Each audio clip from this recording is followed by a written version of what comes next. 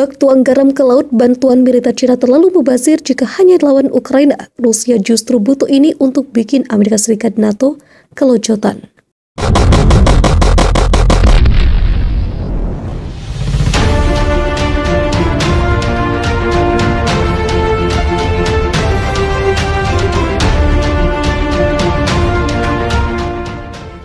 Jika terjadi invasi Rusia ke Ukraina yang tengah dikhawatirkan dunia bakal menguji tekad Cina untuk membuktikan kata-katanya dalam mendukung Ukraina. Hal itu terutama mengingat prinsip non-intervensi kebijakan luar negeri Cina yang sering dinyatakannya. Melansir Reuters pada Minggu 20 Februari, Kementerian Luar Negeri Cina telah berulang kali menyalahkan Amerika Serikat karena disebut menyebarkan informasi palsu dan menciptakan ketegangan. Cina pun mendesak Amerika Serikat untuk menghormati dan memenuhi tuntutan Rusia untuk jaminan keamanan. Untuk menunjukkan solidaritas, Putin mengunjungi Beijing untuk upacara pembukaan Olimpiade pada 4 Februari, menyatakan dengan mitranya dari China Xi Jinping, kemitraan strategis tanpa batas yang mendalam. Media pemerintah Cina mengatakan kedua negara berdiri bahu-membahu dalam menegakkan keadilan di dunia. Meski Cina menjadi salah satu negara yang mendukung Rusia, tetapi rupanya bukan bantuan militer yang diperlukan oleh Rusia dari Cina. Lalu bantuan seperti apa yang bakal dibutuhkan Rusia dari Cina jika terjadi invasi ke Ukraina dan membuatnya berhadapan dengan NATO dan negara-negara barat? Para ahli yang akrab dengan pemikiran Beijing berpendapat, Cina hampir pasti tidak ingin terlibat secara militer. Menurut Sri Yin Hong, seorang profesor hubungan internasional di Renmin Universitas, hubungan antara Cina dan Rusia jauh dari aliansi formal yang mengharuskan satu untuk mengirim pasukan jika yang lain menghadapi ancaman.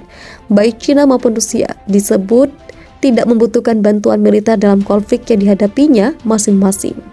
Hal itu seperti yang diungkapkan Lim Mingjiang, Profesor di S. Rajaratnam, Sekolah Studi Internasional di Singapura.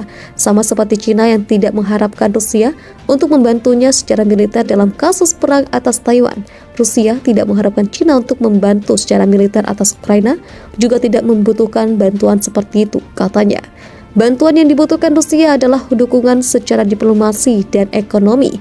Disebut bahwa Cina akan menunjukkan bahwa ia adalah teman yang dapat diandalkan dengan tidak bergabung dengan paduan suara kecam internasional jika Rusia menginvasi Ukraina. Cina sendiri adalah satu-satunya negara yang memberikan suara dengan Rusia bulan lalu dalam upaya yang gagal untuk menghentikan pertemuan Dewan Keamanan PBB yang beranggotakan 15 orang atas permintaan Amerika Serikat mengenai penambahan pasukan Rusia di perbatasan Ukraina.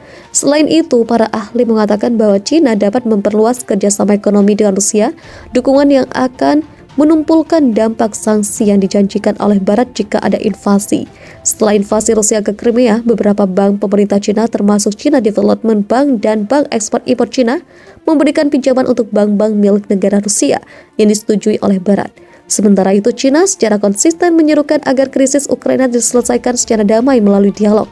Meski mendukung Rusia, disebut Cina lebih suka jika Rusia tidak menginvasi Ukraina. Hal ini terkait kemungkinan sanksi yang timbul bagi Cina dan Rusia. Dengan dunia internasional yang begitu terpolarisasi, mungkin saja Amerika Serikat dan Barat bersatu dalam mengisolasi atau memberikan sanksi kepada Cina bersama dengan Rusia, kata Xi. Awal bulan ini, juru bicara Departemen Luar Negeri Amerika Serikat Ned Price mengatakan perusahaan Cina akan menghadapi konsekuensi jika mereka berusaha menghindari kontrol ekspor yang dikenakan pada Moskow jika terjadi invasi Rusia ke Ukraina. Seseorang yang akrab dengan pemikiran Amerika Serikat mengatakan kepada wartawan bahwa sanksi terkait teknologi dan kontrol ekspor yang direncanakan Washington dengan sekutu berada di luar kemampuan Cina untuk mengisi ulang. Kami siap untuk menghadapi tindakan terhadap negara atau entitas asing manapun yang akan menghindarinya, kata orang tersebut. Rusia berhasil meluncurkan uji coba rudal hipersonik di tengah ketegangan dengan Barat atas Ukraina.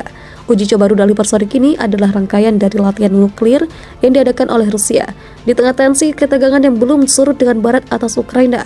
Adapun uji coba rudal hipersonik yang diadakan oleh Rusia ini berlangsung pada Sabtu 19 Februari. Uji coba rudal hipersonik tersebut langsung diawasi oleh Presiden Rusia Vladimir Putin. Vladimir Putin mengawasi manuver militer oleh pasukan rudal nuklir strategis. Ini adalah krisis terburuk sejak Perang Dingin melanda Eropa.